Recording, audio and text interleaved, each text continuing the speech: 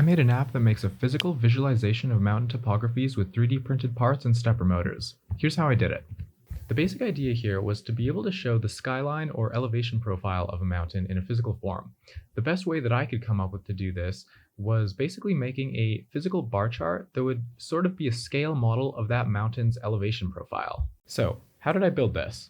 The first step was to design the physicalization inside of Blender. I was going to 3D print this, so I had to go back and forth between a few different design ideas. I tested a lot of things, including designing an entire rack and pinion system, but I ended up settling on lead screws as the best way to actuate these rods. To be honest, modeling these screws was one of the hardest parts about this whole project. I didn't really realize how slow the 28 BYJ-48 stepper motors were, or I guess it's not that they're slow, it's just that they're geared really high, which means it takes a lot of steps to do a single revolution. So my original design for a lead screw actually didn't work because it only had a single thread, which meant it didn't get a lot of linear travel per revolution. So I ended up going to a 7-star lead screw, which had about 35 millimeters of linear travel per revolution. And then I just tweaked that design and made it fit onto the 28 BYJ stepper motor. And then I printed 10 of them. After that, the only thing left to do was to write some software to make the whole thing work. Basically, it's just a simple Mac app that uses MapKit to let the user scroll around on a satellite map view. There are 10 points that are overlaid onto the map, and each of those points pings the Open Elevation API to get the altitude data of those exact coordinates.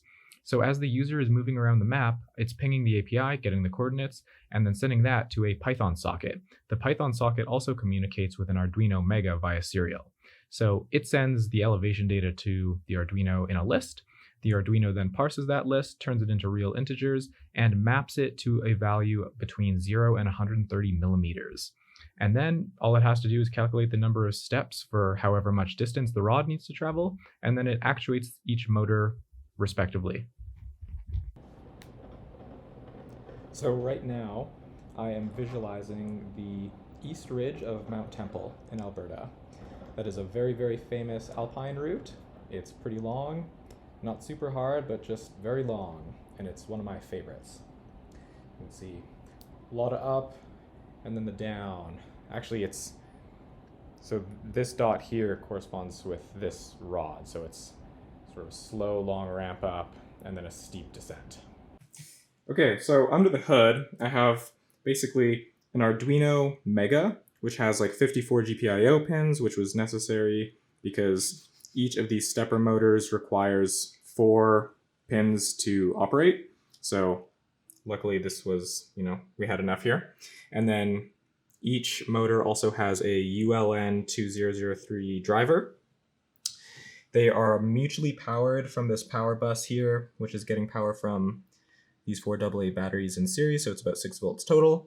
Now, the major limitation of this is that the Arduino Mega is only a single-threaded CPU, so these can only run in series. There is ways to make them actually run in like pseudo-parallel, but the problem I ran into with that was that the draw was too high because there's too much resistance from these AA batteries.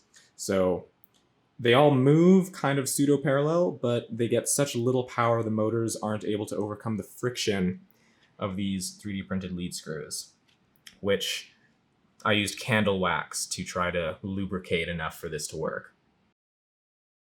This is basically 4 AA. There's some voltage drop across this, but it's all right. This is 10 stepper motors powered by ULN 203 driver.